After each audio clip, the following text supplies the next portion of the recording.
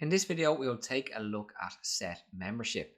Does a value exist in a set or not? We've already seen membership with lists, tuples and dictionaries, and with sets it is the same, where we use the in or not in keywords to check for the existence of the values. And like lists, tuples and dictionaries, membership checking will always return a boolean. Let's start with the PyScripter and check it out. We'll create a variable called counties_set. Set this to equal our curly braces, and we will supply in Meath, Dublin, Kildare and Carlow. Hit enter.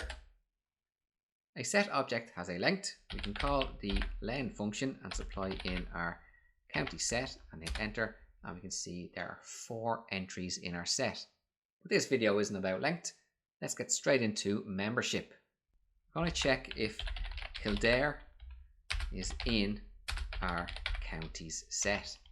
When we hit enter, we are returned true. We've asked the question, is Kildare in the county set? It does exist in the county set, so we are returned true. We'll create a variable called county and set it equal to Sligo. And now we'll check if county is in our counties set. Sligo is not in our county set, so we're expecting false. The answer to our question is false. We'll also check Kildare not in counties set. So now we're asking the question, is Kildare not in the county set? If it was not in there, we would be returned true. But because it is in there, we are returned false. We can also check for county, which represents Sligo, not in our county set. Now we're asking, is Sligo not in the county set where we have 4 county names? It is not in there, so we're going to be returned true.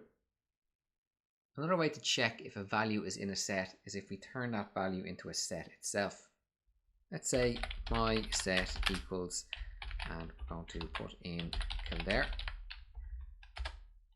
Now we have our counties set and we have my set. County set contains Dublin, Carlow, Kildare and Meath, and my set contains Kildare.